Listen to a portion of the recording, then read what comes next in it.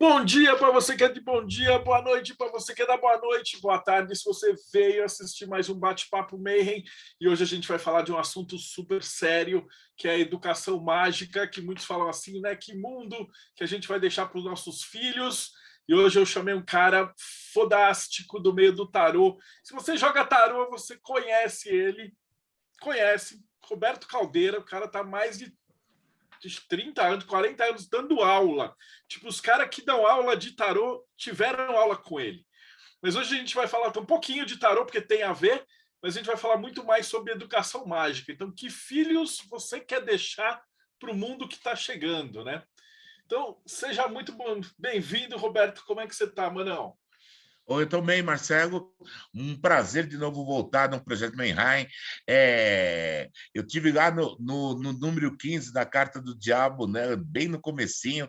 Passou muita gente boa, passou muito assunto interessante. Eu acho que esse seu projeto está tomando um vulto muito maior, acho que, do que você pensava. Muita gente interessante com conteúdo. E eu fico muito feliz de voltar de novo para falar de um assunto que eu acho que é muitíssimo importante nesse momento que nós estamos vivendo, que é justamente a educação dos nossos filhos, quem é bruxo, quem segue o alternativo, quem não está alinhado com o politicamente correto, como que você trabalha essa educação e como você estrutura isso com os filhos. Eu acho um assunto muito importante. Pô, maravilhoso. Só que agora o Rodrigo estava me lembrando que quando você veio eram os primórdios, né? Era tudo mato aqui. E agora É. a gente meio que está com um roteirinho, assim, que o pessoal ficava perguntando assim, poxa, fala para o convidado contar a história dele e tal, para a gente ver, acompanhando, porque a gente fala tanto de verdadeira vontade, e, pô, eu acompanho você, tipo, desde que eu era moleque. Então, tipo, a paixão que você tem de ensinar tarô e tal é a Ah, verdadeira vontade encarnada, assim, né? E a gente, putz, simplesmente deixou passar e tal, porque na época, como você falou, o projeto ficou gigante. Então, a primeira pergunta que a gente vai fazer é pedir para você contar a tua jornada. minha Antes da gente. jornada. Bom, eu chego nesse mundo em 1963, tá? Eu tive a chance ainda de pegar o resto do Brasil, que ainda não tinha recebido o golpe. Eu nasci um ano antes do golpe. Aí, família de metalúrgico da Moca, tá? Aquela coisa bem tradicional de família que veio do interior, que veio da região de Araraquara para cá, minha mãe mineira, tá? E a vida era muito simples, a vida era muito tranquila.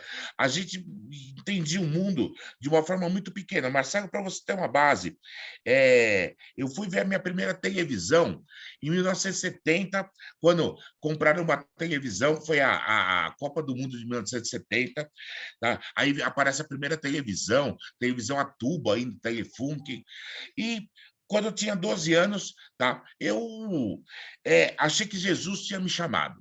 Eu queria ser padre. Eu tinha recebido o chamado de Jesus, peguei, tá, fui, falei com o padre fez a minha inscrição no seminário do Sagrado Coração, e lá fui eu fazer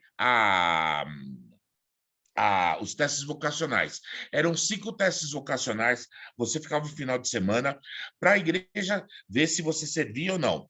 No segundo teste vocacional, o padre já disse que não ia dar certo a história. Por quê?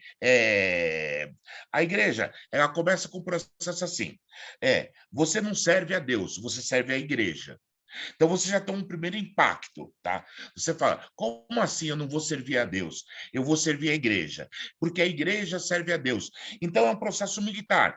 E eu tinha muito problema com obediência. Não porque eu fosse revoltado, porque eu fosse muito pelo contrário, eu era uma criança muito quieta. Mas pela visão deles, tá? Eu não seria um bom padre porque o principal voto que existe é o voto da obediência. O voto da castidade, isso é marketing. Gente, existe a Associação de Padres Casados, nunca a igreja se preocupou com a castidade dos padres. Existe a questão da obediência. Aí, eu, 13 anos, estou no mundo, fui parar no Senai, tá? Eu fui trabalhar na Ford de São Bernardo, fui parar no Senai, e aí eu comecei a visitar Hare Krishna, budismo, tudo que vinha pela minha frente. E eu fui consumindo essa coisa do o final do movimento Flower Power, o hippie. Eu fui visitando tudo que era coisa alternativa. E quando eu tenho 17 para 18 anos, eu acordo um dia falando assim, eu quero ir num trabalho de macumba. Tá? Todo mundo olha para mim e fala, macumba. Ah, eu quero ver um banda, candomblé, quimbanda, qualquer coisa que incorpore qualquer coisa. Eu quero ver porque eu estou precisando ver. E eu comecei a encher o saco das pessoas porque eu queria ir no trabalho de macumba, queria ir no trabalho de macumba, até que arrumaram um terreiro, mas a realidade era para me levar para tomar uns passes, porque eu devia estar obsedado, porque eu queria ver como que era, como que não era, e me levaram num terreiro. Para resumir a história, pisei e fiquei 7 anos na Umbanda, amo Umbanda assim, fervorosamente, adoro Umbanda. Eu tive a chance de fazer parte de uma casa que era profundamente disciplinada, profundamente ligada ao trabalho da Umbanda. Isso me fez um bem enorme. Aí, chegou um tempo que é lógico, o orixá começa a bater na sua cabeça e você fala, preciso conhecer o candomblé, preciso conhecer o candomblé, e o nunca calhava de eu conhecer algum babalorixá, alguma orixá. Aí, um conhecido me indicou para uma pessoa do culto Nagô. Lá fui eu no culto Nagô. Ela jogou os búzios para mim, eu era filho de Oxalufã com Iemanjá Agunté, eles eram muito velhos e no Nagô tudo é sangue, não tem oferenda de comida ou coisas do gênero. Lá eles só oferecem sangue, sangue, sangue. Tá? É um candomblé que tem o assentamento dele mais no Rio Grande do Sul. Aí a mulher vira para mim e fala: olha, você não tem muito o que fazer aqui, porque é sangue, seu orixá não aceita sangue. E eu todo feliz da vida, porque eu não tenho problema nenhum com sangue, a não ser quando a magia entra com sangue. Aí me arrepia até a alma, sabe? Deve ser coisas de vidas passadas ou alguma coisa do gênero, porque magia e sangue eu não funciono. Ah, aí eu fiquei perdido um tempo, aí eu tinha uma namorada que ela tinha uma amiga, ela trabalhava na prefeitura, e essa namorada falou assim: olha, uma amiga minha marcou um jogo de tarô há 3 meses atrás para ela e a prima. Só que é o seguinte, tá? A prima não vai poder ir, eu vou no lugar dela. Eu falei, legal, só que eu não sei nada desse negócio de tarô, não curto cartomancia. Para mim, cartomancia era aquele pessoal que ficava no viaduto do chá, na Praça da República, de turbante, com aquele monte de traia lá, e que você sentava no banquinho, o cara falava que tua vida tinha macumba. Não curtia a história, achava meio estranha. Ela voltou muito impressionada. E ela falou assim: a mulher perguntou quem é Roberto. E eu falei que eu tenho um chefe que chama Roberto e meu namorado que chama Roberto. Ela falou: fala para o seu namorado, ele nunca vai ser ninguém se ele não jogar carta. Eu falei: que bom, nunca vou jogar carta mesmo. Aí, passou um tempo, a irmã dela, dessa minha namorada, marcou de ir nessa mulher. Ela falou: é no Sumaré, eu não sei chegar, me leva lá. Eu falei: eu te levo, tá? Mas, olha, eu não gosto dessas coisas. Aí lá fui eu para o Sumaré, entrei e a mulher falou: ó, pega um papel, vai anotando o que eu vou falar para ela. E eu estou anotando lá, a mulher está dizendo do futuro dela, e eu estou meio arrepiado olhando para aquela mulher, falando: não sei não. Aí ela para uma hora e fala: ó, tem um indiano aí do seu lado. Eu falei: ah, danou-se tudo. Agora o indiano está em cima do vaso. Porque tinha um vaso do lado, eu falei, e o indiano em cima do vaso, eu tentando ver o indiano, e ele disse que você não vai ser ninguém se você não jogar carta. Eu falei, tá, dei uma risada amarela, fiz uma cara de pera, tá? Continuei anotando de coisa baixa. Passou um tempo, eu tinha um sócio, e ele falou: eu marquei de ir lá na mulher. Eu falei: ó, cara, não adianta, não vou entrar, eu não vou falar com aquela louca nunca mais. Eu te deixo na porta, te falo onde que a casa era uma vilazinha no Sumaré, com 5 casas, a casa dela era a última. Eu falei: ó, é aqui dessa vilinha, tá? Desce aqui, aí alguém bate no vidro. Eu olho, a mulher tinha ido comprar pão. Vamos entrar, Roberto? Eu entrei a contragosto, sentei. Eu falei: se hoje ela falar que se eu jogar a carta eu não vou ser ninguém, eu vou quebrar o pau com ela. Ela falou: Ó, Roberto, para você não ficar entediado, ó o que eu ganhei. E ela me mostrou uma caixinha, um deck, pode abrir. E era um tarô da Barbara Walker. Velho, a hora que abriu aquilo lá, eu falei, é isso. As pessoas acham que é exagero, que é romantização da sua história, mas eu olhei e falei, é essa a minha história, sabe? Eu comecei a separar as cartas, comecei a olhar as cartas, comecei a fazer um montinho de cada coisa, olhando cada figura, olhando cada coisa, e quando terminou a consulta, eu falei para ela, você pode me dar esse tarô de presente? Tá? Aí, no meio dessa história, ela me deu o tarô de presente, ela me deu as primeiras orientações, ela jogava de uma forma esquisita, porque ela jogava com os arcanos maiores de um tarô chinês, e quando chegava a parte dos arcanos menores, ela pegava um baralho comum. Aí ela virava de taróloga, ela virava cartomante. Ela tinha bipolaridade mística. Ela me ensinou algumas coisas, eu comecei a trabalhar com tarô. O meu sócio passou num concurso público, a gente fechou, a gente tinha um depósito de sucata, fechamos o depósito de sucata. Aí, o que aconteceu? Eu peguei a lista telefônica, ainda para você ver que ainda existia a lista telefônica, liguei para alguns lugares, alguns espaços, oferecendo trabalho de tarólogo, tá? Aí, uma pessoa me chamou para ir jogar, arrumei meu primeiro espaço, meu segundo, meu terceiro, meu quarto espaço. Eu trabalhava em 4 espaços diferentes. Passando um tempo, era o boom do esoterismo, 1990, a Tá. Um dos espaços me convidou para fazer um curso para dar de tarô. Eu montei um curso, montei o segundo curso, montei o terceiro curso, foi virando uma bola de neve, foi virando uma bola de neve, e eu cheguei até aqui. Mas agora, o tarô foi um grande acidente na minha vida. Eu acho que tá? Quando eu descobri que o tarô não era o baralho, tá? Aquele negócio com as cartas é um instrumento. O tarô somos nós próprios. O tarô passava por uma forma de ver, ou seja, ele ensinava você a enxergar. Então, chegava um determinado momento que você falava para o aluno, cara, olha para a vida, põe um quadradinho, é uma carta de tarô. É uma forma de ver. De uma forma de ver passou a ser um processo de filosofia de vida. Porque aí eu notei que o louco ele fazia uma viagem pelos arcanos. Ele ia passando por cada arcano e passando por um estágio diferente. Então, na realidade, não eram os arcanos maiores. Era o louco vivendo 21 possibilidades diferentes.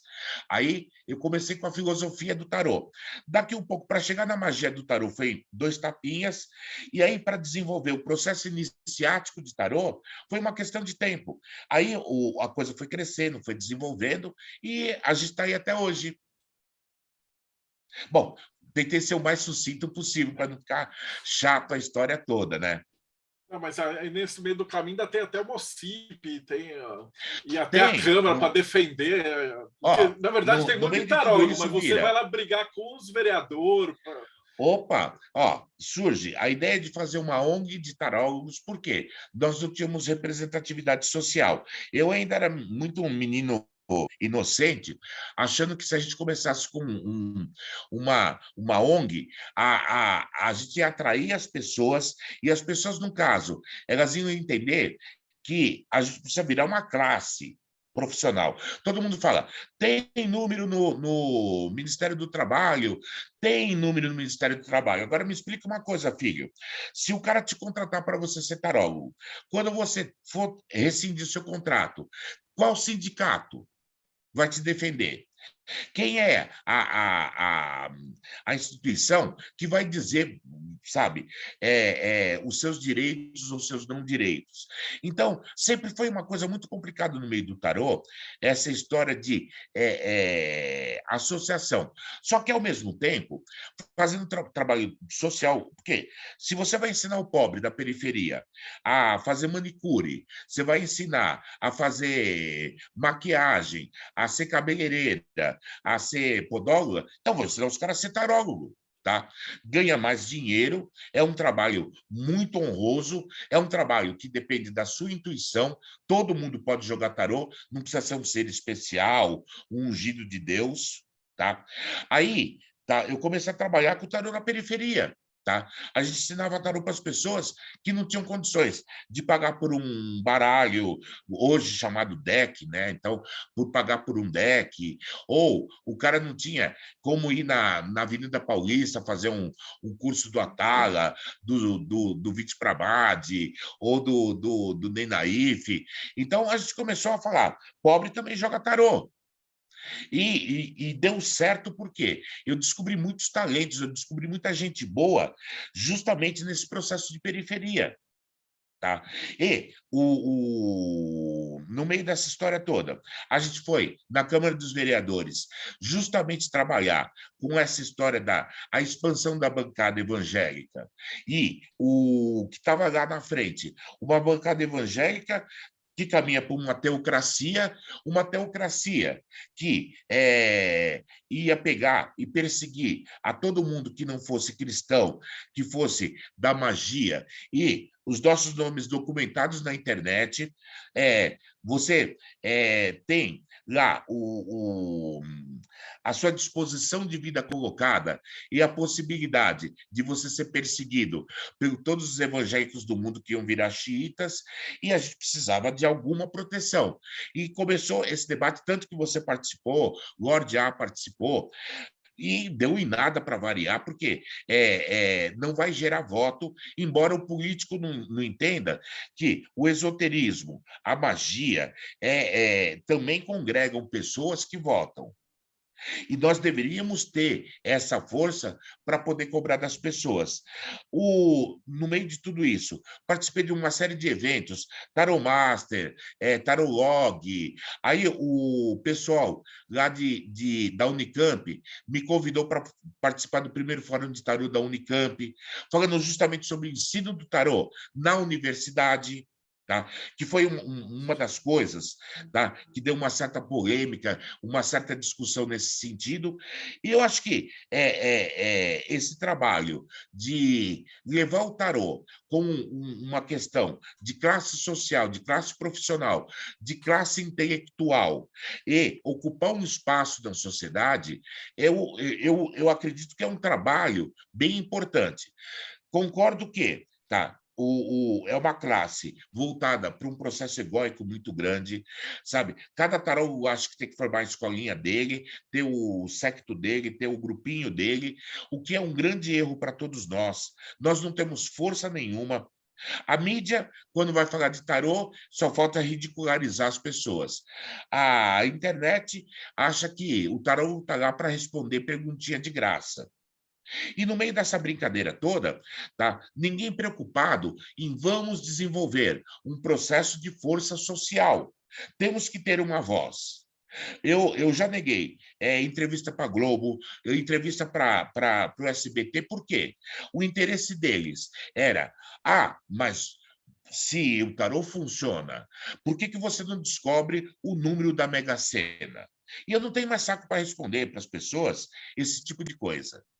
Eu acho que hoje nós estamos muito enfraquecidos, tanto que eu falo para as pessoas, por que para você demonstrar seu trabalho, para você fazer a sua propaganda, você tem que responder pergunta de graça?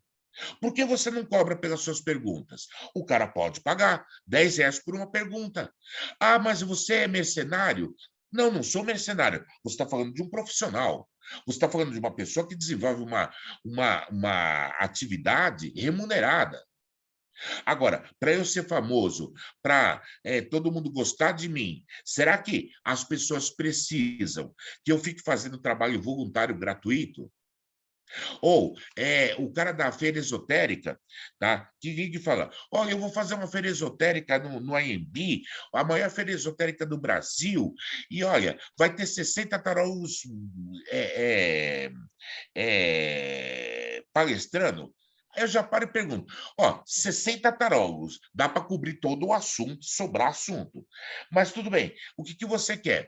Vai lá fazer uma palestra no dia nobre e que vai ser bom, você vai falar do seu trabalho. Perfeito, posso fazer. Quanto que você vai me pagar? Mas como assim eu vou te pagar? Não, você vai para representar o seu trabalho, para fazer sua propaganda. Não, filho, eu não preciso fazer propaganda de aluno, eu já tenho aluno suficiente.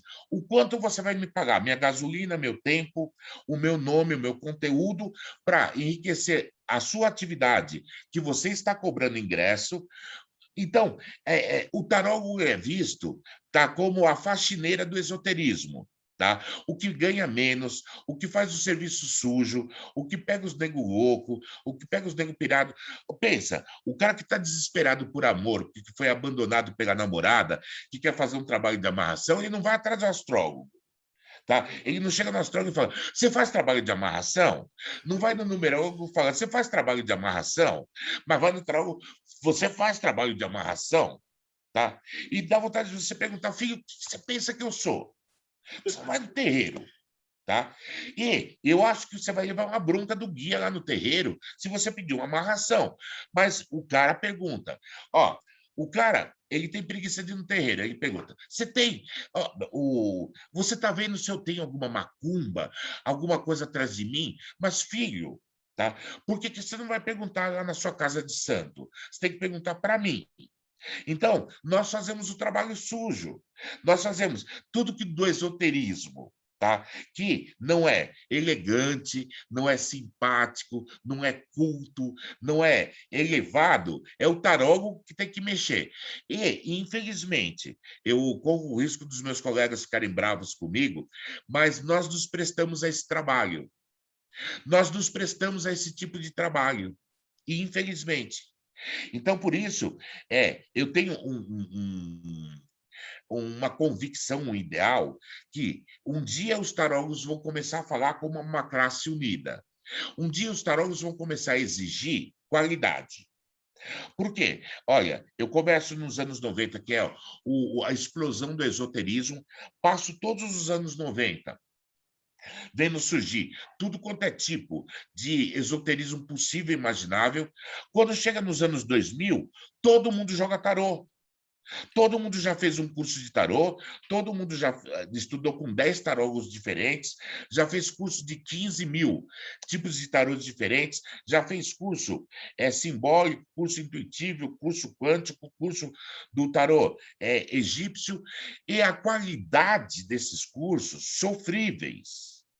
Por quê? O coitado do cara, ele quer um certificado. Aí quando eu digo para o cara: não, não vou te certificar de nada. Primeiro, você não tem experiência. Você não joga bem. Você precisa jogar bastante para ter experiência. Tá? Por que, que eu vou te certificar? Eu posso certificar que você veio no curso. Eu posso certificar que você assistiu à aula. Agora, que você é um tarólogo, filho, está longe ainda. E aí você vai encontrar Marcelo e todo mundo que está assistindo, nego que tem 30 certificados de curso de tarô. Fez curso de tarô com 400 cara e não joga tarô.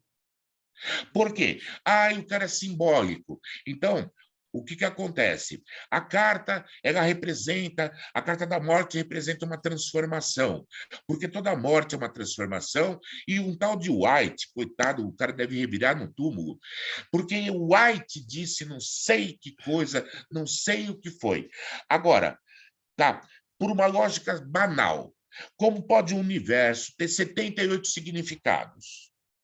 Tá? Eu até brinco com as pessoas, eu falo o seguinte: o cara senta na tua frente, põe uma pedra lá e fala: ou dá para você jogar para ver se essa pedra é plutônio ou urânio? Mas eu não tenho significado. Qual carta que significa isso? Então, a gente tem que vencer esse tarô de significado. Porque sai a carta do mago e ele tem uma lemniscata na cabeça, é o símbolo do infinito, porque nossa mente é infinita. Não, isso é pressuposição, filho. Isso é leitura, é ver gibi.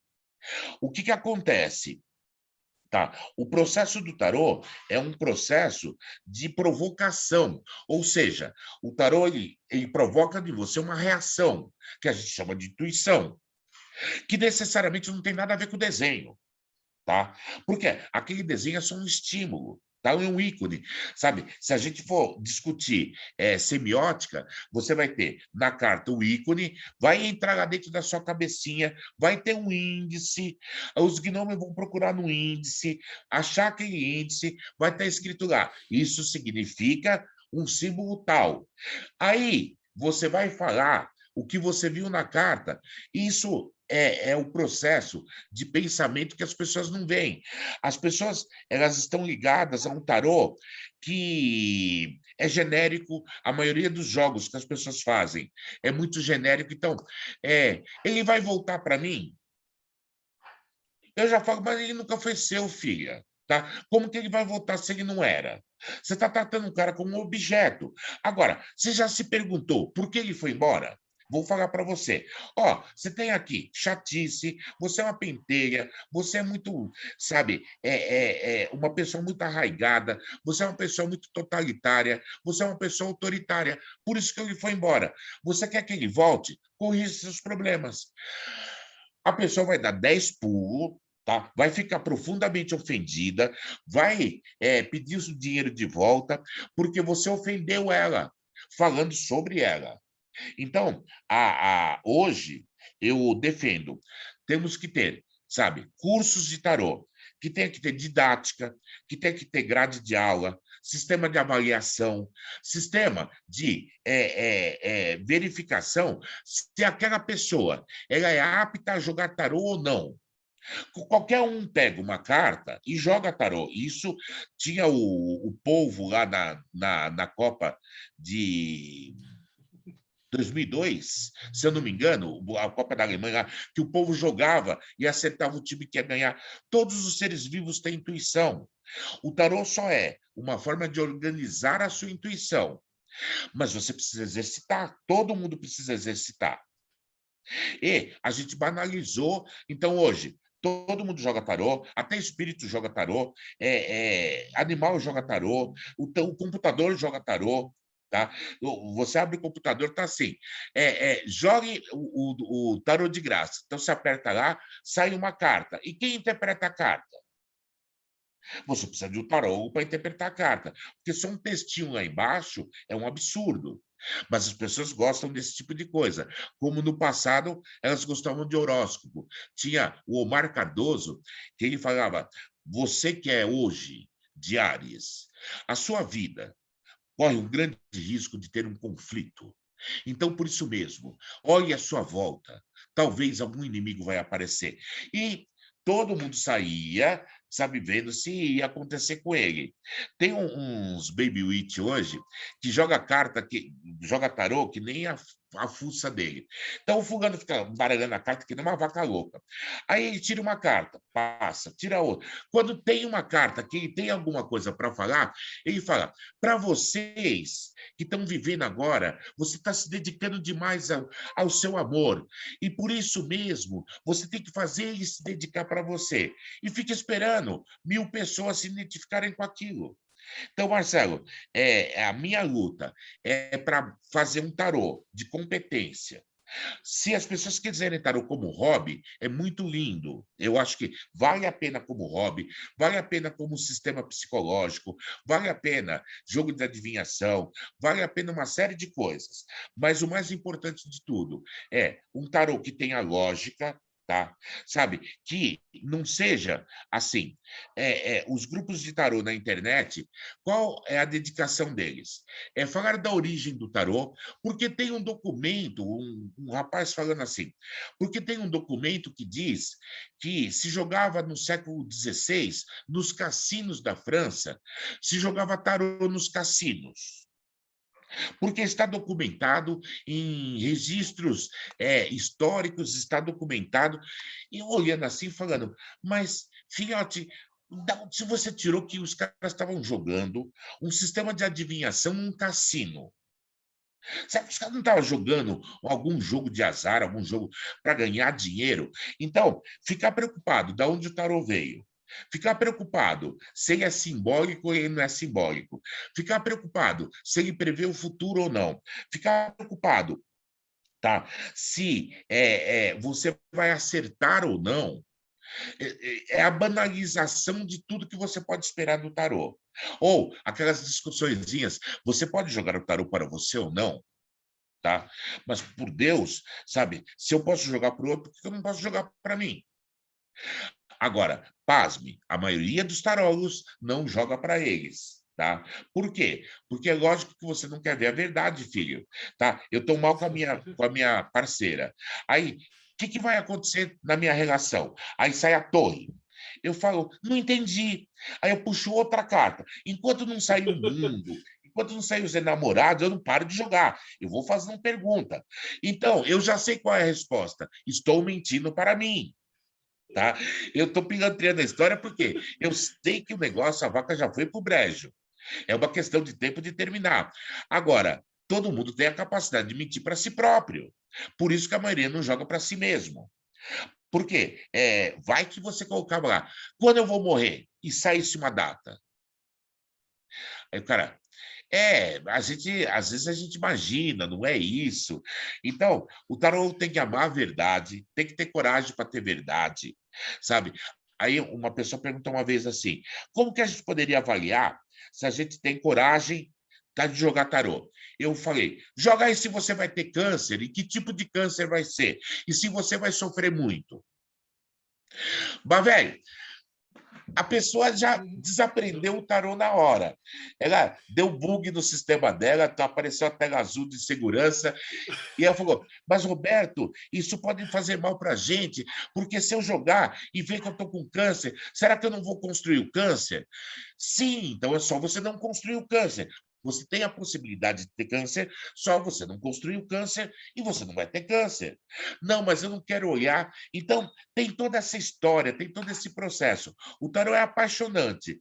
Só que, volto a repetir, infelizmente, a gente é a classe mais baixa, nós somos a classe, a ralé do esoterismo. Infelizmente, vários colegas vão brigar comigo, vários colegas vão dizer que eu estou desonrando a classe, mas quem se predispõe a todas as maluquices do esoterismo são os tarólogos. E isso, infelizmente. Quando eles não têm surto de Petit Lenormand, aí migra tudo para cartomante. Aí a cartomancia cansa e volta todo mundo a ser tarólogo de novo. Tem essa questão de migração para o sul quando chega o inverno. Então tem muito desse tipo de coisa. Bom, olha, estendi demais a história, perdão pela panfletagem gratuita, mas eu não ia perder a história de dar uma panfletada pró-tarólogos unidos, pró-tarólogos profissionais, pró-tarólogos que se valorizam nessa nossa vida. Não, mas eu acho que tem tudo a ver. Isso que você falou agora serve com a base mesmo para a nossa conversa, que era pais bruxos com uma educação de filhos bruxos num país que é quase agora está virando uma ditadura evangélica, né? Então, como é que a gente deve se portar? Porque o que você vai, o tarólogo pelo menos é adulto, né? Ele vai encher o saco, ele pelo menos pode dar um soco de volta. Mas é a criança, né? Como é que ficaria essa relação? Olha, a minha filha, ela estava num colégio japonês e eles resolveram, quando ela estava no 7º ano, eles resolveram fazer o Dia das Profissões. Então, eles pediram para os pais se inscreverem, falar que profissão que eles tinham, e as crianças iam escolher passar um dia, tá, com os pais. Nada mais americano que isso, tá? Aí, eu me inscrevi também, né? Eu quero participar da vida educacional da minha filha, pois lá, tarólogo. Cara, 3 crianças se inscreveram para passar um dia comigo. As mães, tá, foram lá e desinscreveram as crianças. Porque é um desafio civil. Tarólogo, quem faz o quê? Joga carta? Você vai querer ser cartomante quando crescer? Você vai fazer o quê? Vai vestir turbante? Vai incorporar espírito? Então, você vê que tem o seguinte: se você tratar, criar sua filha, tá? No seu caso, você também tem filha, tá? Você criar sua filha dentro dos elementos da natureza, da energia, trabalhando o processo de treinamento mental, a visão sobre que a vida é feita de vibração, é feita de movimento, é feita de regras básicas. Seja você de qualquer ramo de magia, de qualquer processo que você faça, a tendência da sociedade é ter um ataque tá? Contra essa formação que fuja do cristianismo vigente. Tá? Que fuja dessa tendência neopentecostal. Deus quer tudo, Deus decide tudo, Deus faz tudo, não está na Bíblia o tarô, então o tarô não pode. E imagine, magia do caos, imagine os vários movimentos. Então, por exemplo, imagine o filho do Gordiá com a Shendra indo na escola e falando justamente da cosmovisão vampírica. Tá? O coitado do menino vai ser queimado com as carteiras em volta. Então, a visão mágica, a visão bruxa, seja de que linha for, ela vai dar uma visão mais humanista para os nossos filhos, uma visão mais contemplativa, uma visão mais meditativa, mais emocional. Vai falar muito do imaginário. Por quê? Criança tem muito a ver com o imaginário da magia. Criança com a percepção, criança com a visão do amigo, do amiguinho imaginário, que vai ser aceito pelo pai, pela mãe, não vai ser uma coisa que vai tomar sertralina. Então, a preocupação é: será que, se nós criarmos nossos filhos em bases, tá? Mágicas, esotéricas, bases herméticas, o que será dessa geração? Será que ela vai ter empatia, tá? Com essa geração Z que está aí, que é uma geração fútil, é uma geração que decidiu que ela não pode sofrer esforço nenhum, ela não pode ser desafiada, ela não pode ser contrariada, ela tem que ser tutelada em tudo. Qualquer contrariedade, ele chora, ele pega uma chave de fenda, se corta todo, tá? Ou tenta se matar.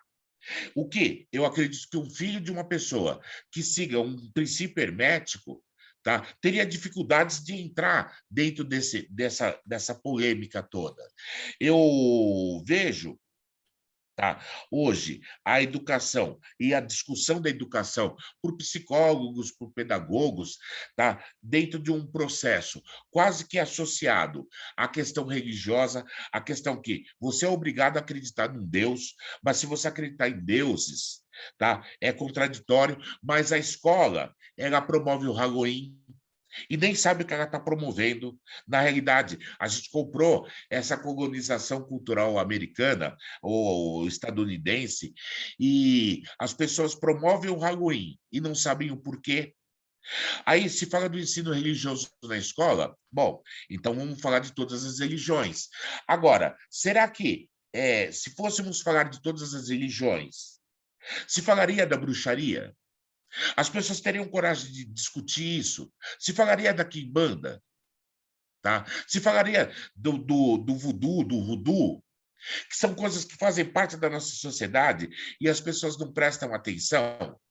Então, talvez, dentro de uma métrica do que a gente deve olhar, hoje a gente sabe que, por um lado, os nossos filhos eles vão ter um princípio hermético, um exemplo hermético dos pais, eles vão passar, por exemplo, tá, pais que são Wicca e que vão celebrar a Roda do Norte ou a Roda do Sul, essas crianças vão aprender justamente esses 8 rituais. O que ele vai ver fora da casa dele? O que ele vai ver na sociedade? A liberdade, tá, de trato com o corpo, a visão de sexualidade, tá? A visão de liberdade, tudo isso que a gente tanto preza no hermetismo, na magia, passado para os nossos filhos. O que eles vão encontrar lá fora? Tá? O que eles vão entender lá fora? O que vai haver, tá? Divisão do seguinte, de uma criança poder chegar numa escola e falar: eu acendi uma vela, tá, para um deus nórdico. Tá? Porque eu tenho uma relação com um deus nórdico. O que essa professora, o que essa sociedade vai fazer para essa criança ou vai ter em relação à família dessa criança? Se a gente explicar que grande parte dos rituais católicos vem justamente de sociedades silvestres, silvícolas, sociedades que eram ligadas à natureza, o que será que vai ser a reação deles? Por outro lado, tá? A partir do momento em que eu passo o caminho do guerreiro para minha filha, eu ensino o processo da impecabilidade e da implacabilidade. para que ela possa justamente enfrentar os seus inimigos, ela possa enfrentar as suas adversidades. O que ela vai encontrar nesse mundo? Qual que vai ser esta relação? Então, por isso, eu penso muito, e como a gente está em agosto, a gente está falando de Dia dos Pais, nós estamos falando justamente, tá, de uma paternidade que tem uma característica muito específica. É o pai e a mãe que participam de um sabá, de uma cerimônia, que fazem oferendas, que celebram os solstícios, os equinócios, que falam de lua, que falam de sol, que falam de natureza, que falam de ayahuasca, que falam de uma série de coisas. Tá? É como eu te dei o exemplo, a discussão que tem nas redes sociais do seguinte: o fulano de tal fez a saída de santo do filho dele de 7 anos. Tá? Ou seja, ele frequenta o candomblé, o filho dele tem já um uma interação com o orixá, ele fez, tá, os rituais de iniciação, e é um absurdo, porque como pode deixar uma criança trabalhar com o orixá com 7 anos de idade? E como que você pode deixar uma criança de 7 anos de idade gritando que nem uma maluca, falando charabacanta, com um palitozinho e uma bíblia mimiim? Tá? Da onde que está esse negócio? Ou você acha normal você ensinar seu filho de 8 anos a expulsar demônio? Porque sai em nome de Deus, não sei mais o quê. Então, por que que existe? Quando você fala do afro-brasileiro, por exemplo, essa perseguição, a criança pode incorporar com quantos anos? Tá? E aí eu pergunto, o pastorzinho pode pregar com quantos anos? Ele pode receber o Espírito Santo com quantos anos? Tá? Aí, Isso. é lógico que nossos amigos pentecostais vão dizer: o Espírito Santo escolhe quem é ungido de Deus. Então, o orixá escolhe quem é ungido do orixá. Claro. Agora, tem toda essa discussão, tá? Sabe, você fala o seguinte: vai explicar para o cristão que a guirlanda de flores lá do Natal tem todo um simbolismo, tem todo um processo de fertilidade, de abundância, tá? que ele usa e que nós podemos usar nossas bandalas, nossos caldeirões, nossas oferendas, nossas danças, nossas incorporações, nossas relações com o espiritual, que não torna nosso filho, tá, uma criança malquista, malvinda em algum lugar, tá? Não torna, porque a gente estava conversando antes de começar a gravação, é o seguinte, funciona assim: o seu pai faz o quê? Aí é tarólogo. Tarólogo? Já se viu? Como é assim? O cara veio de carta, cartomante? É cartomante, ganha um dinheiro honrado, sustentei uma família, criei uma filha, tá? Em cima desse processo.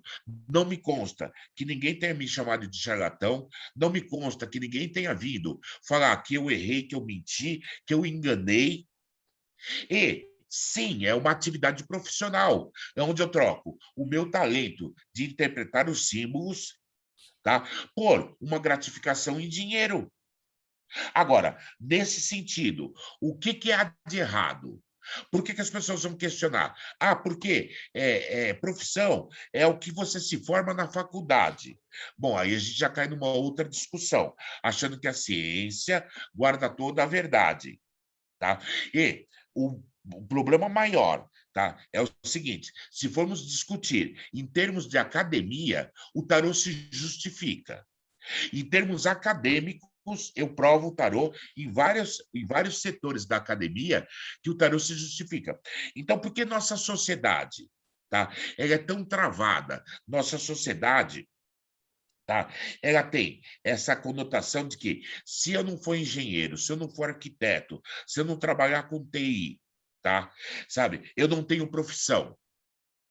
Muito pelo contrário, tá? Sabe, você ensinar, você transmitir conhecimento, a docência é uma das profissões mais sagradas que existe. Então, por isso mesmo, tá? Nós estamos passando tempos em que, primeiro, temos uma geração ou duas gerações, a Z e a Y, tá? Que são gerações que estão muito desequilibradas dentro do seu contexto real de vida. É aquela questão do seguinte: eu pego minha filha quer fazer balé, papai. Então, faça balé, filhinha. Aí, no dia que der um exercício muito mais exigente, no dia que a professora cobrar um pouquinho mais, a filhinha desiste. Aí ela quer fazer natação. Aí o dia que o professor cobrar que ela nade um pouquinho mais, aí eu não quero mais natação. E essa sociedade, e nós estamos formando uma sociedade de pessoas que ante qualquer dificuldade, ele desiste, ele corre. Então, nós temos hoje as relações tóxicas, tá? Por quê? Estamos numa sociedade tóxica, só podemos ter relações tóxicas. Nós temos, tá, uma geração que não tem argumentação, então a gente está vendo aí um monte de homem enchendo a mulher de porrada, porque ele não tem argumentação, ele não tem conversa, ele não tem estrutura. Os filhos, tá? Os filhos, tá? Colocando os pais numa situação de refém. Então, nós temos, infelizmente, duas gerações que estão assim: ai, filhinho, diz que ama o papai. Filhinho, você ama a mamãe? Ai, filhinho, o filhinho de 3 anos está lá no McDonald's. Filhinho, você quer tomar Coca-Cola, Fanta, Pepsi? Só falta ele falar, sabe, eu quero tomar uísque. Por quê? Nós não temos uma visão pais formativos. Os pais formam os filhos. Se piorar ainda mais essa educação cristã, que é o seguinte: o filho faz a coisa certa, ele ganha um prêmio. O filho faz uma coisa errada, ele ganha um castigo. Isso se chama adestramento, é behaviorismo. Fez o meu truque, eu te dou um biscoito. Não fez o truque, eu te castigo. Aí, quando o filho chega na pré-adolescência, que começa a te questionar, que ele começa a não concordar com você, todo aquele amor maravilhoso, que eu morro por este filho, eu vivo por este filho, esse filho é minha vida, ele passa a ser sua vida atormentada. Por quê? Nós não estamos entendendo uma coisa, sabe? Por que você não consegue argumentar com o seu filho? Sentar e convencer ele, tá, que ele está errado por argumentos lógicos. Você não precisa gritar, você não precisa bater, tá? Você precisa ter postura para chegar e falar: senta aí, é isto, isto e isto. Qual é a sua argumentação? Porque a Esse grande realidade. ponto, deixa eu te Oi? interromper, esse ponto que você falou, eu acho que é muito legal da formação do tarólogo. Que o Sim. tarólogo tem essa capacidade, assim, se ele consegue conversar com o consulente, que às vezes é uma ostra, ele vai conseguir conversar com a criança, não é? Então, uma Mas, ideia de que. Marcelo, eu acho que todo mundo, enquanto adultos, ó, no mínimo você tem que ter 13 ou 14 anos a mais que seu filho. Uma década da frente é o mínimo. E você não consegue sentar e mostrar a lógica daquilo, tá? Eu acho muito complicado, sabe? Porque o que, que acontece? Será que quando eu me imponho, olha, se você não fizer, eu vou te pôr de castigo. Isso se chama coação, ameaça. Não sou contra. Tem hora que tem que pegar os pentelinhos mesmo e dar uns berros e tudo bem. E não vou questionar se você deu um tapa na bunda do seu filho. Eu não tenho esse direito e não vou dizer que está errado. Agora, o que eu penso é o seguinte: por que, sabe? Já que eles vão chegar na aborrecer, você vai perguntar: por que isto? Por que aquilo? Por que a gente não sente e explica? Por que isto, isto e isto? Agora, o que eu fico muito assustado é que a busca do hermetismo, da magia, a busca do humanismo, é a busca do entendimento da diversidade do ser humano, da busca do entendimento das leis naturais. Então, eu acho que se eu seguir esses processos, perdão, se eu seguir esses processos, eu posso educar meus filhos na regra, na Maat, tá? Eu posso ensinar, sabe, o meu filho dentro das questões naturais, das regras naturais. Eu não preciso bater de frente com ele toda hora.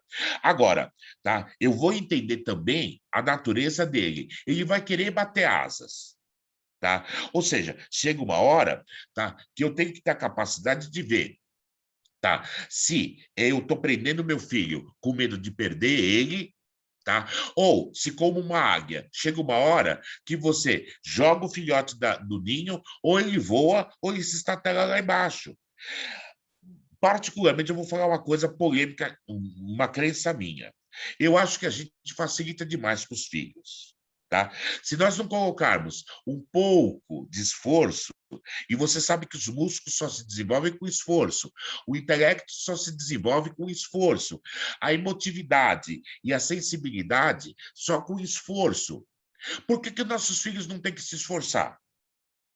Se ele pode jogar o joguinho aos 2 anos de idade com o smartphone, então pode lavar a louça. Mas o louça quebra, o smartphone quebra também. Ou a criança de 3 anos senta no computador e faz uma compra com cartão de crédito. Então ela pode arrumar a caminha dela, pode guardar os brinquedos dele. Agora, por que eu quero poupar meu filho, tá, dos esforços naturais da vida? Tá? Por que eu quero poupar ele? Então, aquele famoso, eu vou dar tudo que eu não tive. Você está corrompendo o seu filho. Tá? Por quê? Que tal dar tudo que ele merece? Estabelecer uma relação verdadeira. E relações verdadeiras, elas precisam de investimento dos dois lados. Porque o meu filho não tem que batalhar para me merecer como pai.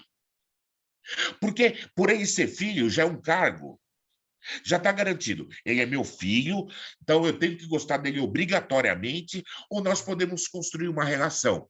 Porque, Marcelo, vai chegar, quando você tiver 25, 30 anos, você não vai saber o que falar com seu pai, com sua mãe. Você não vai ter diálogo, você não vai ter conversa, por quê? Tá. Os nossos pais nunca foram íntimos da gente, sabe? Eu não sei como meu pai começou a namorar com a minha mãe, quantas namoradas ele teve, eu não sei quando minha mãe beijou a primeira vez, eu não sei quando minha mãe transou a primeira vez, eu não sou íntimo da minha mãe. Eu conheci a mãe, tá? E na infância, mãe era super poderosa, resolvia tudo, entendia tudo, sabia tudo. Aí eu fiquei adulto, descobri que a minha mãe não era tudo isso. Só que hoje eu vou sentar para conversar com a minha mãe e eu falo o que com ela? Tá? Eu vou falar que eu estou apaixonado, eu vou falar que eu tenho dramas existenciais, eu vou falar da minha intimidade para o meu pai e para minha mãe. Será que nós desenvolvemos relação para isso? Será que eu vou ter coragem de contar meus erros para os meus filhos? Sim, estou te contando isso porque uma vez eu fiz a mesma coisa que você e quebrei a cara por causa disso, disso, disso e disso. Lembre-se, papai erra, mamãe erra. Sabe? Aquela loucura, aquela alucinação do seguinte: os filhos da gente não sabem que a gente transa. Aí eu fico preocupado. Como o filho não sabe que eu transo? Tá, porque você vai perguntar, filho, você aprendeu na escola que o óvulo fecunda, o espermatozoide fecunda o óvulo, aprendi, tá? É, será que eles não estão pensando que a última vez que a gente transou foi quando ele foi concebido? Que papai e mamãe, sabe, nunca transam, porque papai e mamãe nunca fecham a porta do quarto? Papai e mamãe nunca fazem algum som estranho? Papai e mamãe não namora, tá? Papai não pega na bunda da mamãe? É bem complicado. E aí, se você juntar mais a religiosidade, aí, filho, acabou a história. Por quê? Sabe, não tem coisa mais antiemocional, mais antirromântica do que religião. Então, o Edir Macedo manda a mulher fazer um banho de azeite de vinagre para se purificar do mal, do pecado que ela vai cometer. Porque inventaram esse tal desse pecado original, que a gente tem que se batizar lá no catolicismo, senão eu vou levar o pecado original para o resto da vida. Sexo é uma coisa muito complicada, enquanto a gente sabe que a magia ela vai passar pelo sexual mais cedo ou mais tarde. tá?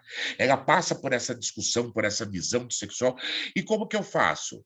Tá? O pessoal que se veste de luz, o pessoal que se veste, que fica nu dentro do seu processo mágico, vai explicar isso para os filhos? Vai levar os filhos para verem isso? Eu tenho certeza que a grande maioria vai. Agora, tá? Qual é a nova relação que nós devemos ter? Então, eu acho que, enquanto magia, tá? Enquanto processo hermético, eu tenho a obrigação de ter uma relação diferente com a minha paternidade, com a maternidade, com a educação do meu filho, com a educação da minha filha. Eu nunca tentei influenciar ela a jogar tarô, tá? Eu tenho um tarô guardado, tá, para ela. O dia que ela quiser jogar tarô, quiser aprender tarô, tá aqui, olha, meu presente vai ser um tarô. Mas eu não fiquei desde criança. Ah, porque você é uma bruxinha, então agora no carnaval você vai se vestir de bruxinha. Não, decide o que você quer fazer. Você vai escolher. Eu não quero influenciar. A minha influência talvez seja, eu torço pela sua felicidade. Tá? Agora, se você quer ser kardecista, olha, tá, por mais que eu não concorde, eu apoio. Você quer ser evangélica, por mais que eu não concorde, eu apoio. Viva a sua experiência. Ou, vamos citar Paulo Coelho, viva o seu bom combate, a sua lenda pessoal, ou o universo que trame contra a sua pessoa, mas vai ser alguma coisa. Agora, eu acredito muito que o pessoal que passa pelo hermetismo, pela magia, até pela, vamos colocar assim, por alguns avanços religiosos, está dando uma educação diferente para os seus filhos. Está tentando mostrar para os seus filhos uma outra forma de ver as coisas. Tá? Eu acho que nós vamos passar, sim, por diversas dificuldades. Com que idade seu filho vai tomar ayahuasca? Tá? Quando ele tiver 14, quando ele tiver 18, quando ele tiver 11, quando ele tiver 10, quando ele tiver 20, tá? Sabe, o que acontece? A minha experiência vai fortalecer ou vai facilitar a minha educação com os meus filhos? Eu vou deixar ele passar pelas mesmas coisas? Então, foi por isso que eu conversei com você, porque eu acho que as pessoas que estão ligadas no esoterismo, na magia, tá? No hermetismo, estão criando seus filhos de forma diferente. Que esses filhos vão agir lá fora, na sociedade, de forma diferente. Que esses filhos, eles vão ter um diferencial em relação à geração mimimi, vai ter um diferencial totalmente diferente. Talvez sim, tá? Agora, eu já citei, vou citar de novo, acho tão bonitinho os Baby Witches. Ah, vai ser Baby Witch, filho, vai ganhar dinheiro na internet com magia. Agora, o mais importante de tudo é que eu acredito que quando nós oferecemos para as nossas crianças um diferencial não teocrático, tá? Não cristão, com diversidade e diferença, eu acredito que nesse sentido os nossos filhos ganham muito mais. Tá? Mas enfrentam também mais preconceito e devemos preparar nossos filhos para enfrentar esses preconceitos. Essa acho que é a pior parte, né? Porque eles vão estar em minoria. Né? Que a gente tem muito fato de que o cara que é evangélico, isso a gente acontece direto, mais cedo ou mais tarde ele entra na internet, ele vai conhecer a teoria da conspiração, ele vai ler os negócios de hermetismo e ele vai cair fora. Então, o cara que está pensando. Mas os caras que já crescem dentro da magia, ele é meio que um super-herói, né? Porque ele está escondido ali, todos os coleguinhas, o professor, tá todo mundo ali na teocracia. E ele é um bruxo, uma bruxa. A gente precisa começar a também questionar umas coisas. Você vê um exemplo. Por que 5 Power Rangers contra um vilão? 3 meninas superpoderosas contra o macaco louco que quer conquistar o mundo.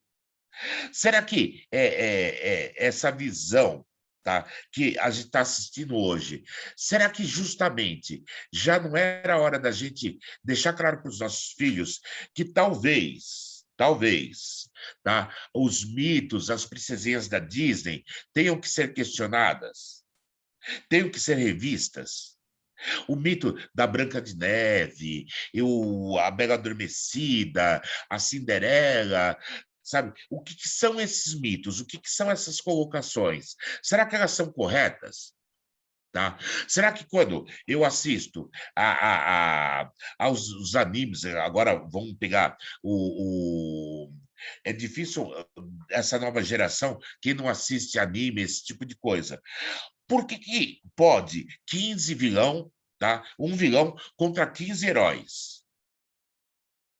Eu acho que é uma conta injusta. Porque se fosse 15 vilões contra um herói, todo mundo ia falar, não, é sacanagem. Agora, vai perguntar para a maioria das pessoas por que você curte o Batman, que é o único cara que não tem poder nenhum. Por que o Batman chama a atenção da gente? E por que o Super-Homem não chama a atenção da gente? Porque o Super-Homem, tá, é um herói antipático. Por quê? Ele simplesmente não tem o que enfrentar. O Batman, o cara tem dinheiro, tem inteligência e é bom de porrada. O que talvez seja o mais próximo do nosso ideal de bruxaria, qual que é? Eu pego meus talentos, eu pego as minhas capacidades e supero todas as minhas batalhas. Eu não sou invulnerável, eu não sou a prova de bala, tá? Eu não sou indestrutível. Eu posso ser o melhor de mim.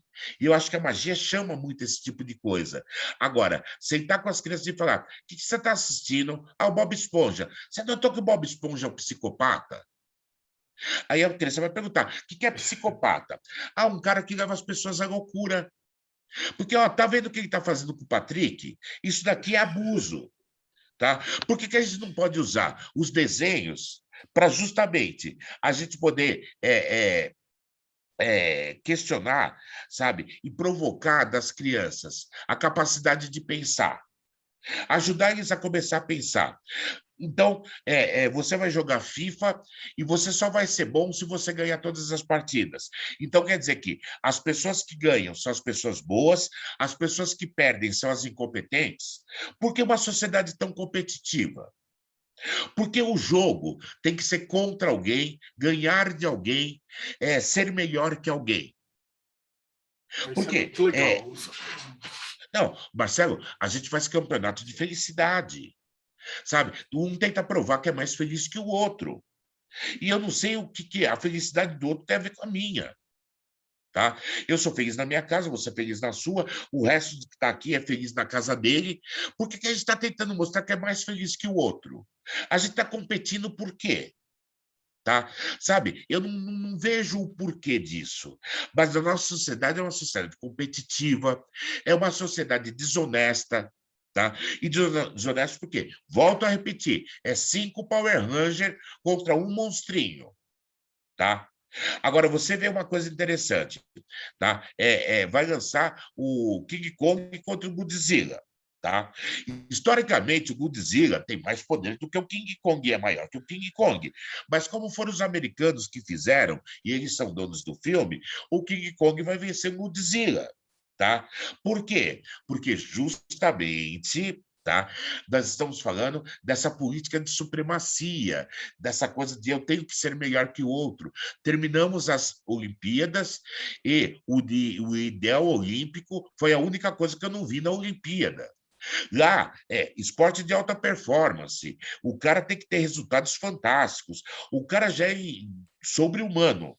Tá? Você vai pegar lá os esportistas que estão lá, cara, o cara não vive, o cara só treina, porque ele tem que ganhar. Não é disputar, não é levar a condição humana, tá? Num grau acima. É vencer, vencer, vencer, vencer, vencer. E se os nossos filhos entrarem nessa sociedade competitiva, estranha, louca e maluca, tá? O que vai ser da sanidade deles? Então, tá? Hoje, eu acredito que seria muito legal a gente entender que a Peppa Pig, tá? Não é aquilo, é uma projeção. A Peppa Pig está presa, tá? E aquela porquinha que aparece é uma projeção espiritual dela. Tá? Bom, pelo menos é o cara que fez o desenho fez isso, sabe? Aonde que a gente chega com a ideia, tá? De justamente, tá? Poder discutir a nossa humanidade. Então, Marcelo, nesse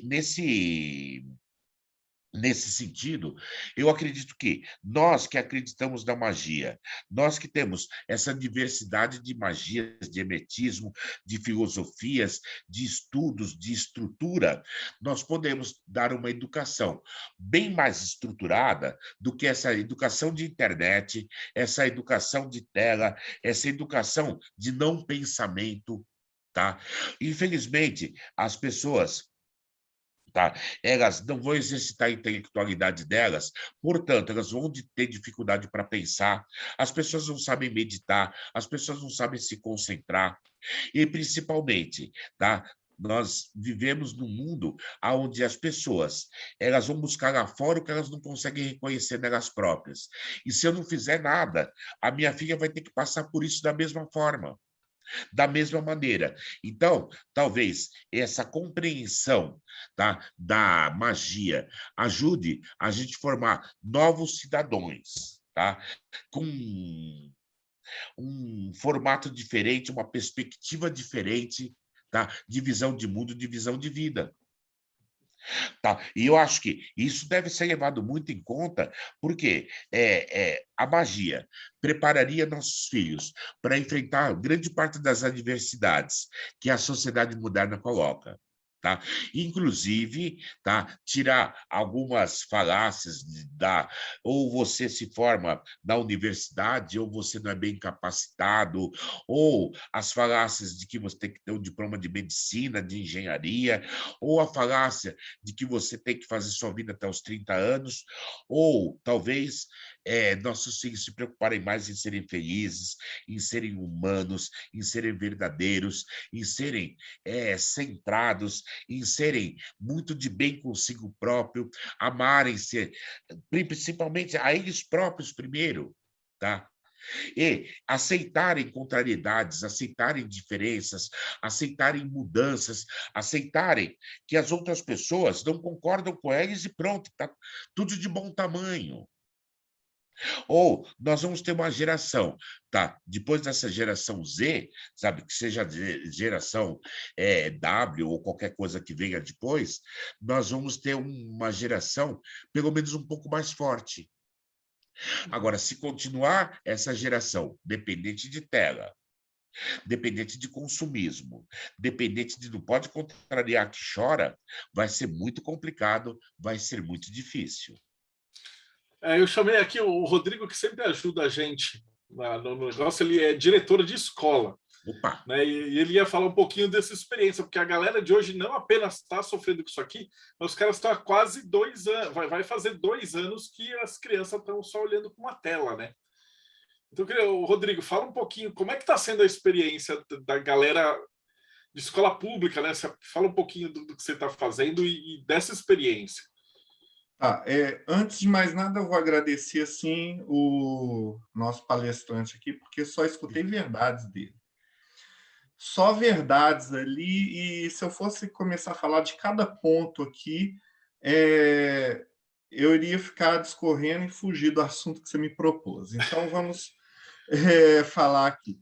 Quando começou essa pandemia, todo mundo foi obrigado a mudar, a usar a tecnologia que já havia já há bastante tempo, mas não era utilizada. A escola ela estava atrasada demais em relação à tecnologia que a sociedade tinha.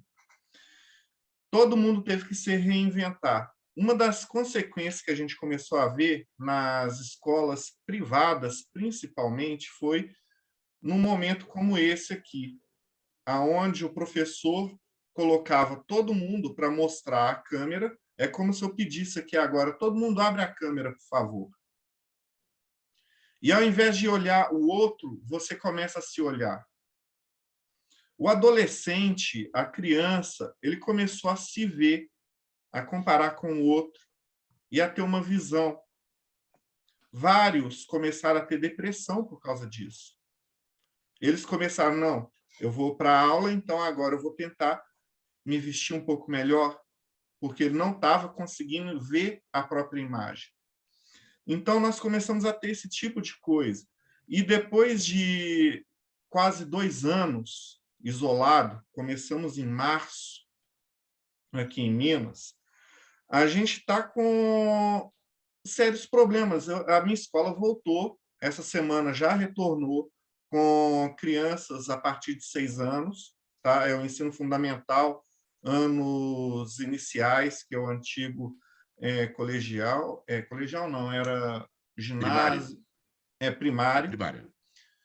E, assim, eles desaprenderam a ir para uma escola. Eles desaprenderam a disciplina de você sair em determinado horário, ficar 4 horas sentado ali naquela cadeira, com alguém falando com você. Nós estamos seguindo todos os protocolos de segurança, tudo que tinha que ser feito está sendo feito. 1,5 metro de distância, máscara, álcool em gel, tudo que puder imaginar para garantir. Isso sem falar os professores sempre vigiando. Assim, mas está difícil conseguir os alunos. 8 alunos por sala.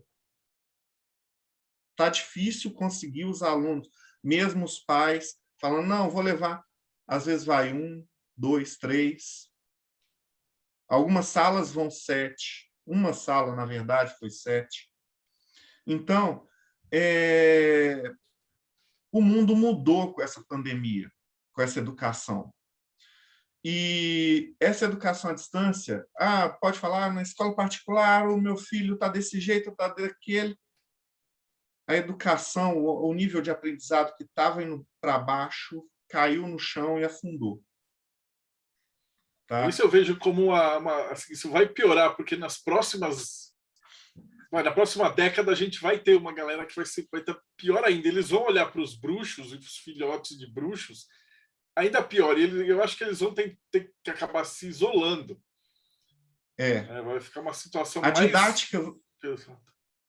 didática vai ter que mudar toda, porque, assim, falando da sociedade brasileira, as pessoas desaprenderam na educação pública. Se o pai não está lá junto com o filho, e aí eu estou falando de pais que foram meus alunos, que eu conheço a dificuldade deles, de aprender, conheço a dificuldade, e agora eu estou como diretor e estou vendo os filhos deles. Aí eu fico pensando, como é que esse menino, que agora é pai, está ensinando? Já pararam para pensar nisso? Que é o pai que está ensinando a criança e o pai não tem a capacidade, as ferramentas para poder ensinar. Ele mesmo não tem essa capacidade de ensino. Então, assim, o buraco está lá embaixo. Está lá embaixo. Mas voltando para a palestra aqui, assim, eu tive vários insights. Eu queria por mais livros desse.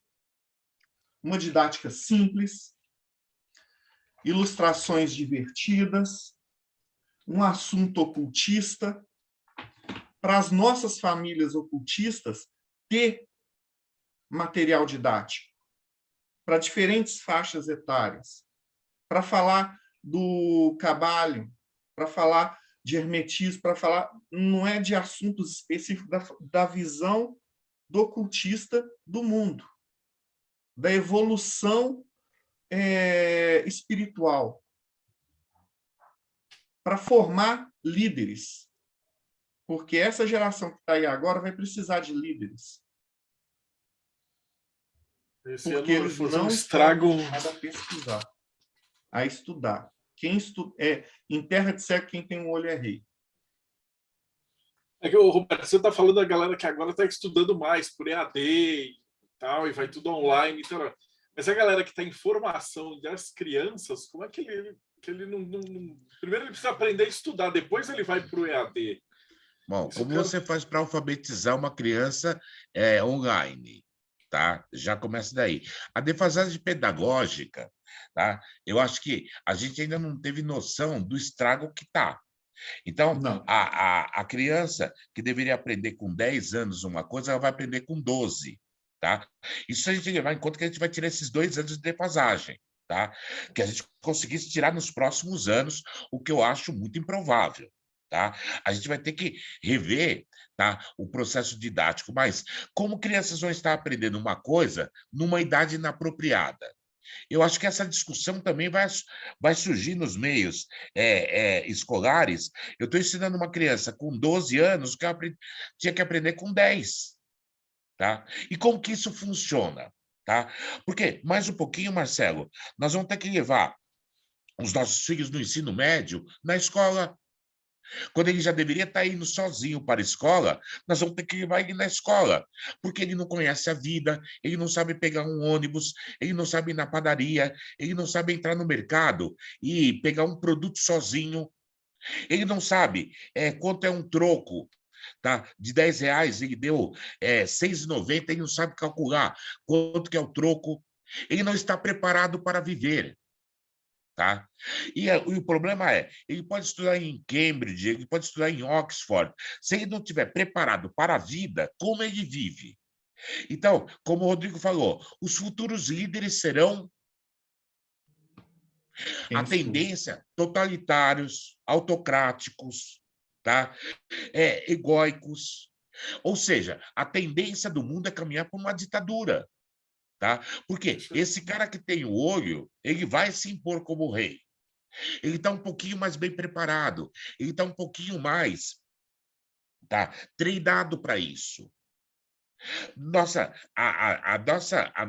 nosso ensino no Brasil, seja doméstico, seja no ensino acadêmico, no ensino público, é o ensino para ser funcionário.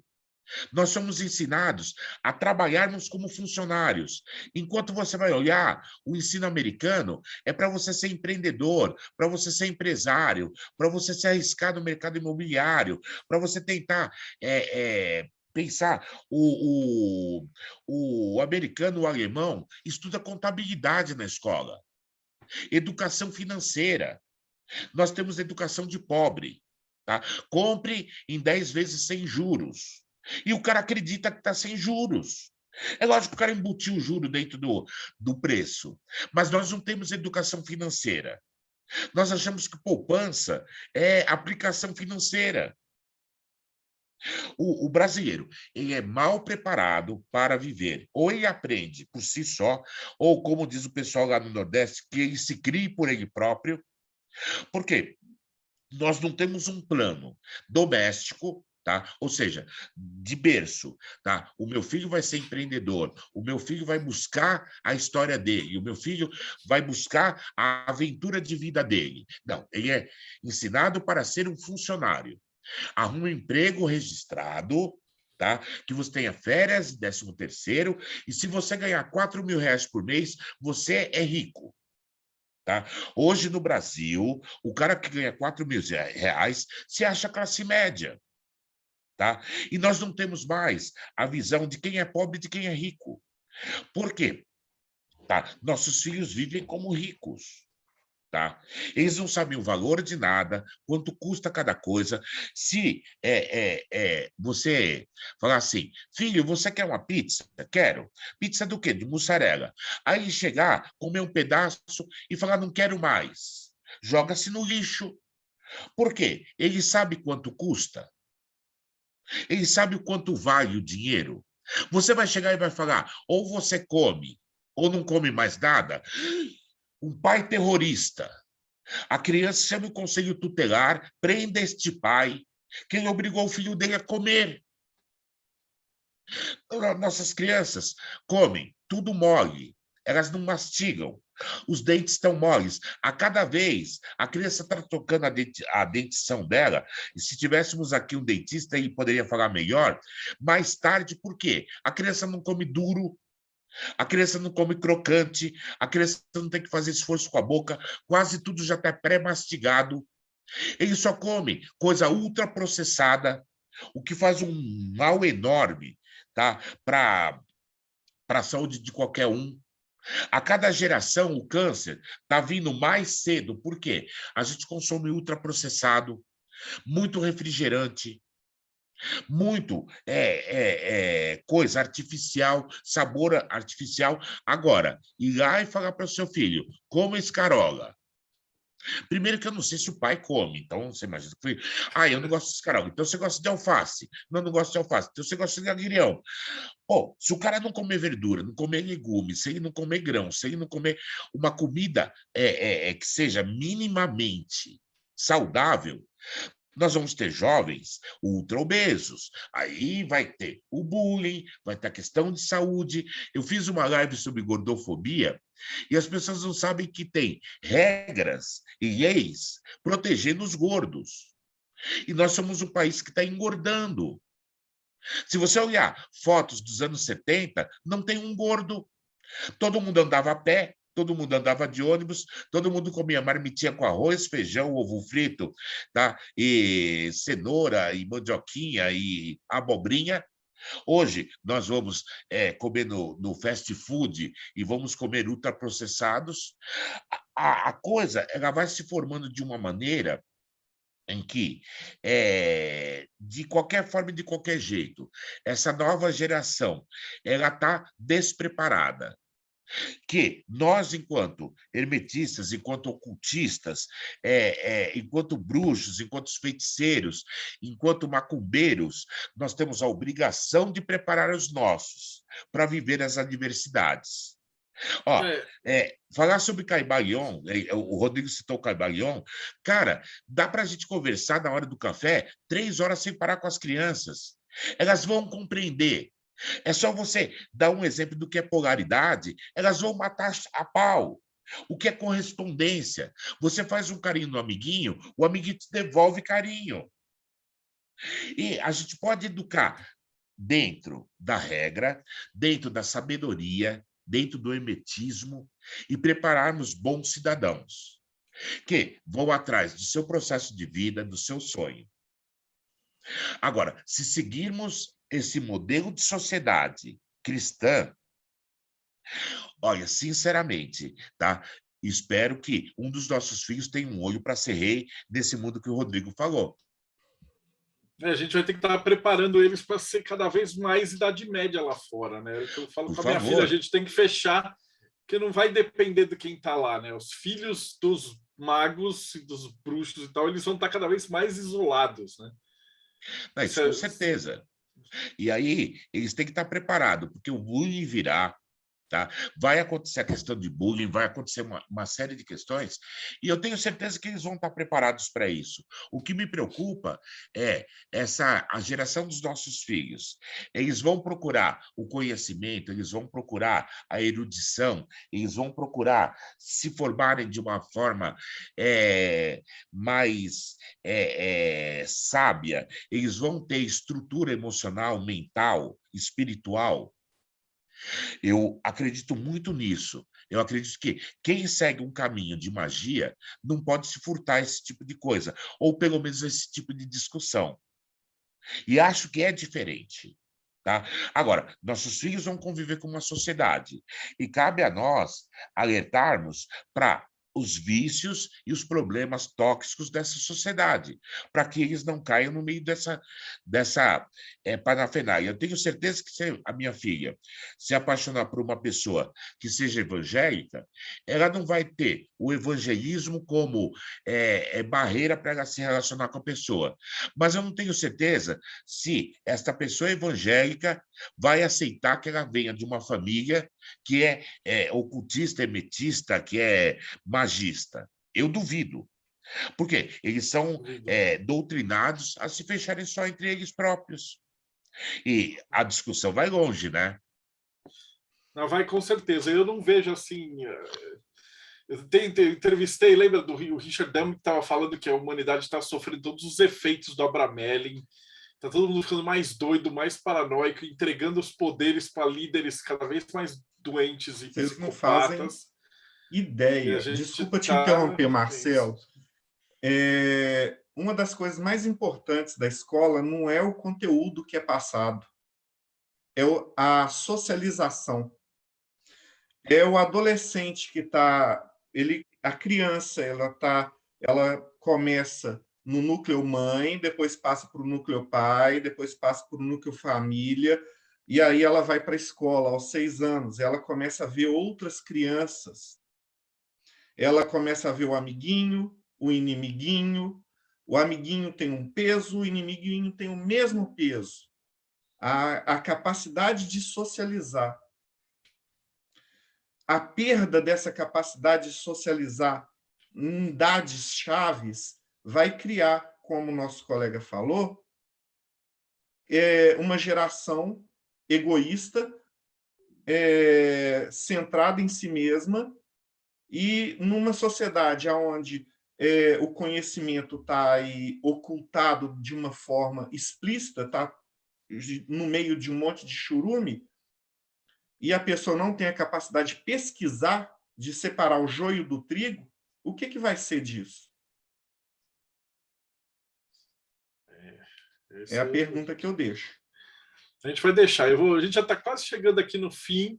Eu vou deixar essa pergunta para a galera em volta, né? Deixa nos comentários. Fala e depois eu abro a câmera para a gente conversar mais, né? Porque esse papo assim tenebroso da gente voltar para a Idade Média, né? E aí a gente vamos ser bruxos, magos, só falta a fogueira, né? Mas hoje em dia tem a fogueira da internet. Então é uma coisa que a gente precisa se preocupar com os nossos filhos, né? Ser cancelado. Cancelado não é, porque se fosse eu já teria sido há milhões de anos por infinitos negros em volta. Mas não tem poder para isso. Cancelado é um negócio que é idiotice. Mas é complicado para que criança que não, eles não estão preparados, né, cara? A gente, tipo, se vier um crente foi encher o saco aí do Roberto, do Rodrigo meu, a gente manda tomar no meio do cu e sumir da frente, tal. Mas a criança, ela é complicado isso, né, cara? É uma questão boa. Roberto, deixa eu só ver uma última coisinha antes da gente fechar, que eu tô lendo aí esse tarô online, cara. Opa. E a gente não conversou da outra vez, né? O que é esse projeto aí? Então, vamos a hora do jabá. É o seguinte, o pessoal da OCIP, dentro dessa questão da pandemia, tá, alguns tiveram problema com o trabalho, porque perderam o trabalho, não conseguiram fazer home office. Então, a gente decidiu fazer o seguinte, por que a gente não faz um site de atendimento de tarô online, tá, com qualidade, com modernidade, com bases aonde as pessoas possam trabalhar e elas possam exercer o processo dela de tarólogo de uma forma honesta.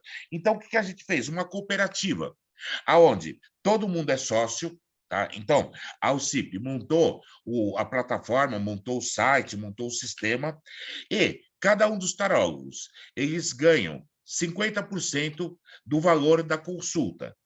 Aí nós podemos oferecer uma consulta mais barata, uma consulta mais estruturada, uma consulta aonde ele sabe que ele pode ter o trabalho de tarólogo, tarológico, tá? Que ele encontraria numa pessoa individual, ele encontra num site.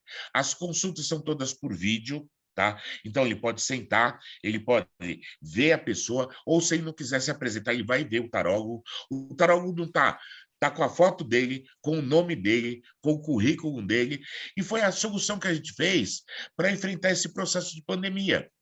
Então, a gente está no nosso segundo mês, a gente está engatinhando ainda, a gente ainda tem que entrar dentro de um meio que é um pouquinho mais complicado, porque é um mercado muito disputado, é um mercado muito acirrado, e a gente quer mostrar que dá para fazer o bom jogo, dá para fazer o tarô de utilidade para a vida da pessoa, por um preço honesto, por um processo. A pessoa está no conforto da casa dela, ela compra quantos minutos ela quiser, ela pode gastar os minutos da forma que ela quiser, e principalmente, tá? Ela está colaborando para que os profissionais de tarô que não estão conseguindo manter a sua clientela possam sobreviver de uma forma honesta, fazendo o que eles sabem fazer.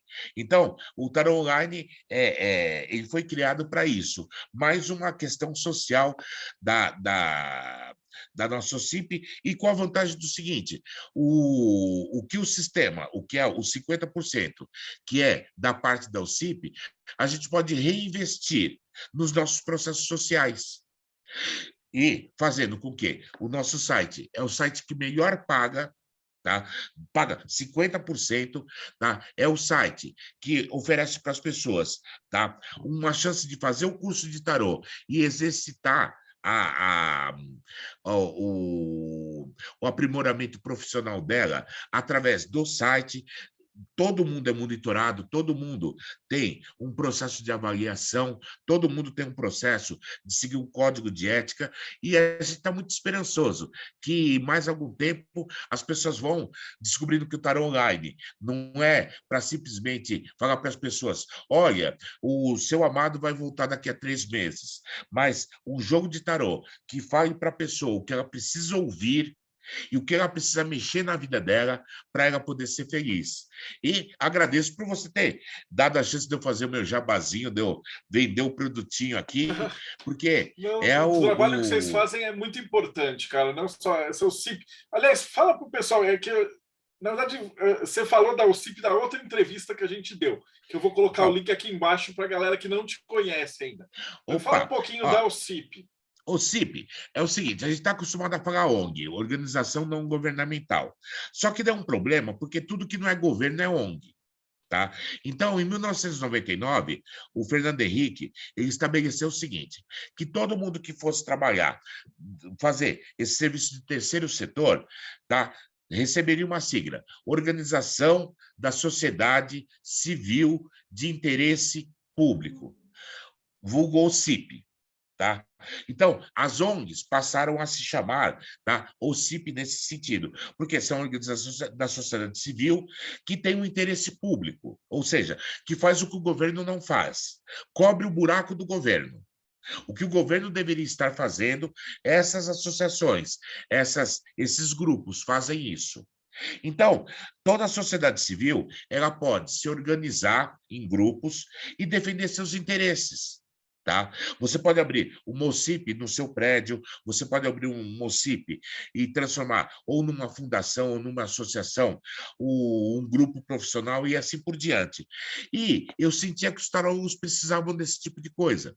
Então, em 2010, eu abri o CIP e o Caminho, a ver com o Caminho do Louco. E nós começamos a fazer trabalhos sociais voltados ao tarô. É lógico, é muito pouco, nós não temos nenhum glamour. Então, por exemplo, comparado a grandes Greenpeace da vida, Fundação Mata Atlântica, Fundação Ayrton Senna, nós somos uma formiguinha. Mas essa formiguinha está fazendo o trabalho dela. Pelo menos a gente está tentando, num tempo de pandemia, oferecer um trabalho que ele possa usar e ganhar dinheiro verdadeiramente, ou que ele possa trabalhar no nosso sistema de atendimento e que ele possa ser um profissional gabaritado e que no futuro talvez ele desenvolva uma carreira solo ou qualquer coisa do gênero. Mas a ideia da OCIP é um coletivo de tarólogos, tá? Aonde a gente entende que quanto mais o coletivo, mais forte nós somos. Quanto mais fragmentados, mais fracos nós somos. Então, a OCIP caminha, a gente vive de doações próprias, por quê? O governo não se interessa por isso, não dá voto. As empresas privadas não podem vender produto, que produto que ela vai vender? Tá?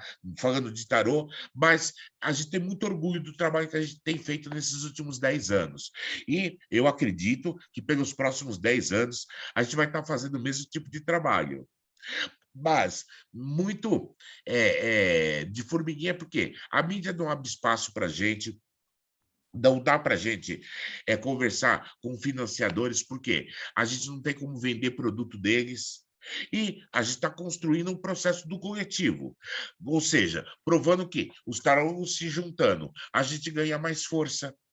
E o Tarô Online é uma dessas plataformas. Então, o pessoal que não pôde trabalhar durante a pandemia se aliou ao Tarô Online. Nós estamos dando os primeiros passos ainda, não estamos sendo vistos com a nossa personalidade, porque a gente ainda está disputando com os outros sites de atendimento. Tá? Só que nós temos o compromisso, tá, de oferecer à pessoa a melhor leitura de tarô, mas não num processo comercial. Por quê? Se o fulano pergunta, ela vai voltar para mim, eu falo não, ele vai embora e não joga mais. Então, eu não quero me subverter, me prostituir, ao ponto de ter que falar, olha, eu vejo que ela vai voltar, tenha fé, pode demorar um pouquinho, e o coitado fica preso dentro daquela ilusão, porque se eu falar contra o que ele acredita, o que ele gosta, ele vai ir no outro tarô e não vai gostar mais de jogar comigo. Foi uma das nossas propostas, fazer um tarô de alta qualidade para as pessoas que têm condições de aproveitar a informação e crescer com ela. E a gente está muito feliz com o que a gente está fazendo, tirando as dificuldades naturais que você tem de introduzir um serviço, mas a gente está querendo levantar um pouquinho a qualidade do jogo de tarô, levantar um pouquinho a qualidade dos sites de atendimento. Tanto que a gente está fazendo tudo por vídeo, dá mais trabalho fazer por vídeo, mas é muito mais honesto, tá? Do que fazer por chat ou por telefone. Nós queremos mostrar os tarólogos como eles são de verdade. Nós queremos oferecer um serviço que faça com que a pessoa entenda que o tarô é uma ferramenta riquíssima para dar apoio para a vida, não para prever a vida do fulano, não para resolver o problema dele. Porque se eu resolvesse o problema das pessoas, eu ia cobrar muito caro por isso. Eu posso apoiar, dar informação, ajudar em todos os processos que a pessoa está passando, mas a decisão final e a ação tem que ser dela. E não abrimos mão desse ideal de tarô que a gente acredita. Porra, fantástico. Pô, eu só tenho que te agradecer, foi um papo muito bom. Eu agradeço o Rodrigo também. Né? Eu não vou pedir onde é que a gente te acha e tal, porque você já está aqui, todo mundo achar. O Rodrigo é toda terça e quinta aqui, mas valeuzão, gente. Eu vou pegar com você depois os links que o Roberto falou, vão estar aqui embaixo na descrição do vídeo. E eu vou ligar a câmera para falar, só despedir da galera. Então, se você acompanha a gente até agora, não esquece, segue o canal, dá like, faz suas perguntas aqui embaixo, comentário é sempre bem-vindo, ajuda a movimentar aqui dentro do YouTube. E a gente se vê aí no próximo Bate-Papo Mayhem.